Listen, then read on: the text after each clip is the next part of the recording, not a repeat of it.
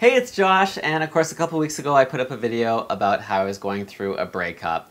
It was hard for me to do, but you were so amazing. I got so many thumbs up and so many great comments, and it actually made me feel a lot better. So I thought, this week I'm going to raise the bar and I'm going to tell you about all of my previous breakups. So I'm going to dish the dirt on every ex that I've got. If any of them are watching, hi, hope you're doing well. You might want to go watch something else on YouTube right now. So I think I've had a total of 8 boyfriends in my life, and so I'm going to quickly tell you about how each of those ended, and I'm counting people as a boyfriend when we actually both agree that we are each other's boyfriend. We've made that commitment for however long it lasts. So my first boyfriend was a bit of a long distance relationship, so I didn't see him very often, so we decided to go on vacation together. Well, that's a great way to figure out if you do or don't like someone, because you're with them for like 24 hours a day. So after a few days I realized I don't actually like this guy. And it turns out the feeling was mutual, because after the trip I said, how do you think this is going? And he said he didn't really think it was going very well, and I agreed, and so we mutually agreed we were not going to be boyfriends anymore. Funny thing is, just before going on that trip, he had put in a good word for me with his boss because I was looking for a new job. So about a week after we broke up, I got offered the job, and then for like a year after that, he had to see me every weekday. So he probably regretted that one. The next relationship was longer and we actually lived together, but I just wasn't feeling it in the end. I sort of fell out of love, and I was figuring out who I was and what I wanted, and it wasn't him. So one night we went to bed and I let him know I didn't think it was working out, I think we should break up. And then I swiftly fell asleep, because it obviously wasn't bothering me. Well, it turns out, surprise, surprise, it bothered him. So like half an hour later he said, I'm leaving, I'm gonna go sleep at my friend's place, and proceeded to move all of his stuff out. Funny thing about that one is, before we broke up, I was really pressuring him to move to Toronto, because I really wanted to move to the big city. So I was like, try to get a transfer at your job. He ended up getting the job transfer right around that time, so after we broke up, he had to move to Toronto, and I wasn't going with him. Oops. The next relationship after that, we didn't live together, but I had to leave for 3 months for work, so he moved into my place to take care of it while I was gone. Well, about 2 months into being gone, I got a phone call from my credit card company saying my card was maxed out and when am I going to make my next payment? I didn't use that credit card. I just kept it in my filing cabinet at home where he was. I still had a month left on my trip.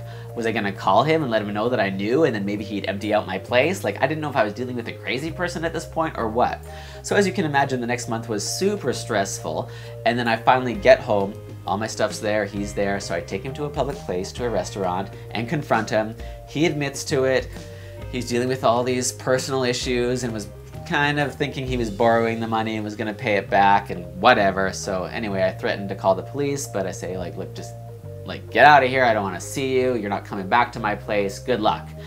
And then of course my conscience kicks in like an hour later when I'm at home thinking, where did he go? What's he doing? Is he super depressed? Like, I don't want him to do something stupid. So I get in my car and I drive around for like an hour or two just searching everywhere for him. I can't find him. Turns out he just went to a friend's place. Everything was fine. He got help for his issues. He ended up paying back all the money, and he bought me a laptop as an apology gift. So it was a happy ending, but wow, just a bit of drama with that breakup. With the next guy, there was a huge age difference. He was exactly 20 years older than me, and he was a bit of a commitment phobe and liked to take things really slow. Like, we were 6 months into the relationship before he would agree that we are boyfriends, even though we were the whole time. But he just didn't want to use the title, like it scared him, and I had to really pressure him, and he begrudgingly finally agreed. So another 4 or 5 months go by, and I'm like, hey, are we ever gonna say I love you? Are we ever gonna talk about living together? And he's just not having any of it. He wasn't interested in either one. So that was a bit of an issue. And so then it's my birthday, and he gives me a card, and written inside the card is the kind of thing you'd expect to get from a coworker or something. It's just like, Dear Josh, hope you have a great year. Hope this is the best one yet. All the best to you and yours. Sincerely, him. And I was like, are you for real? This is it? This is as romantic as you're gonna get. So I actually said to him, like, look, we need to break up. I don't think you're in this relationship. Like, I don't know what this is to you, but this is not the kind of card you give to a boyfriend. And he looked at the card, read it back to himself and said, oh my God, you're right. Yeah, I'm right. and that was over. The next relationship was fine, but I just was never really sure how I felt about the guy, which I don't think is a good sign. And I had always wanted to live in either Toronto or Vancouver, so one day I decided, you know what, I need to just move. I just need to take the plunge and go move to Vancouver. So I sat him down and I said, look, I've made a big decision. I'm moving to Vancouver in a month. So then he said, oh, wow, okay, I guess I should check with work if I could do a transfer or whatever. And I said, no, this is something I need to do by myself. And so then he let me know that he was kind of falling in love with me, and it was all kind of sad and tragic. But anyway, I moved and I was gone for, I think, 2 or 3 months, and then I had to go back to my previous city to do some work for a week. So I had in my head that I was gonna go back and he'd be so excited to see me and we'd spend like a week together. Oh, that's ridiculous. But anyway, I get home and the first night I go to the gay bar and guess what? He's there on the dance floor with a super cute, like good looking young guy, and they're making out. Well, you'd think that he had just dumped me or something because I felt like he had stabbed me in the heart, and I was so depressed for the whole following week, even though I was the one who had dumped him like 2 or 3 months earlier. My next boyfriend was actually the shortest relationship I've ever had with a boyfriend. We kind of got into being boyfriends really quick, and then really quickly I realized, crap, I just want to be friends with this guy, I think. So the good thing about that is when you've not been together that long, you've not really created much of any kind of relationship. So he was okay with us just being friends, and we ended up being best friends for a long time after that. So that was actually a pretty happy one.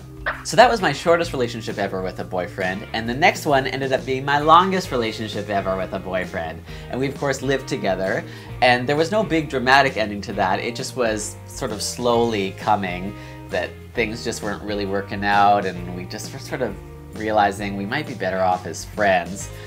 So we decided to do the logical thing, which was for me to become his roommate.